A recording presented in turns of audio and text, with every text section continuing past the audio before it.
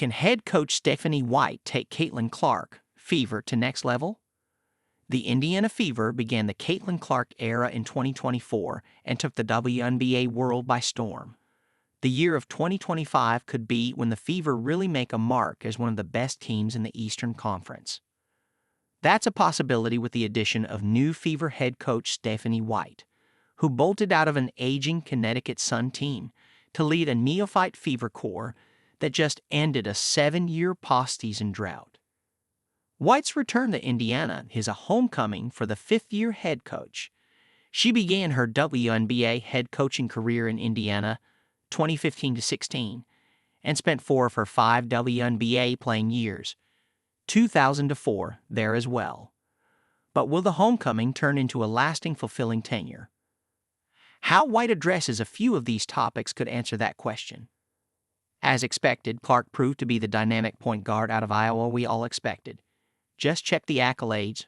Rookie of Year, 2024 WNBA First Team, All-Star Game Starter, 2024 All-Rookie Team, 2024 Assist Champion, and 4th place finish in MVP voting. But there's one glaring issue for Clark that White's new system must address: turnovers. The assist leader, 8.4, turned the ball over the most in 2024, averaging 5.6 per game.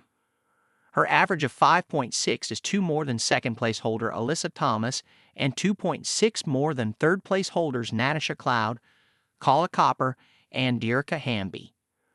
Clark also owns the WNBA single-season total turnover record of 223, 78 more the Thomas previous record set in 2023.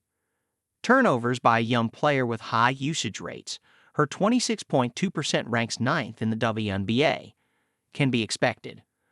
But the next step in Clark's evolution is to rack up those assist numbers at a way lower turnover rate. That's where White comes in.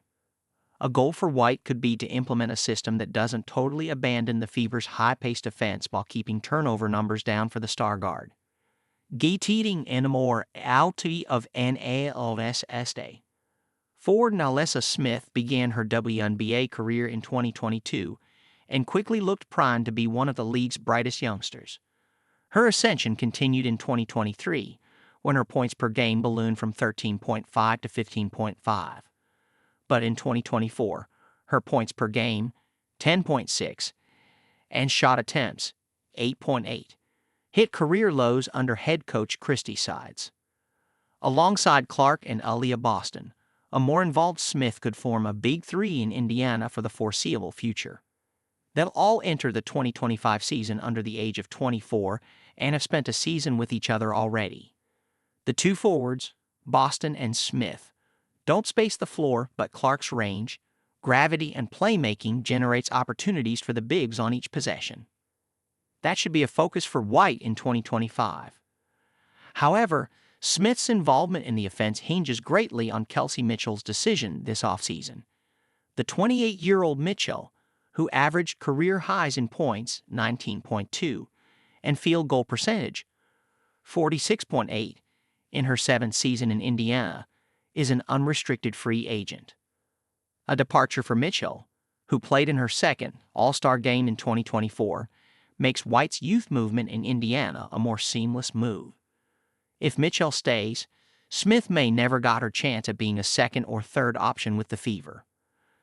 And showcasing offensive talents is crucial for Smith, who is due for unrestricted free agency at the end of the 2025 season. Can White bring defense to Indiana? The 2024 Fever were never mentioned much, if at all, for their defensive prowess. The defensive-minded White enters Indiana being known for leading a physical, bruising Sun team that won its games on that side of the floor. This is an easy marriage for both parties. Even with the countless offensive possibilities for the Fever, defense has to be at the top of the list. The Fever won't have willing defenders like all-world defender Thomas, most improved player Dejanay Carrington, or 2021 All-Defense second-team selection Brianna Jones. But they'll have a new coach ready to emphasize that defense will be just as important as offense. And quite frankly, the chances are White won't have the 2025 Fever perform worse than the 2024 team did under Sides. In 2024, the Fever ranked second worst in opponents' points per game, 87.7, and defensive rating, 107.5. And Fever opponents enjoyed getting out on the break just like they did, leading to a third worst rank in fast break points allowed, 11.3. Here comes White, who led the Sun to a league best offensive rating, 94.1, and opponents' points per game mark, 73.6. The issue, though, is Indiana lacks a point of attack defender like Carrington and Thomas, who comfortably defends 1 through 5. But the numbers suggest that a White-led team can figure out those issues on that side of the floor.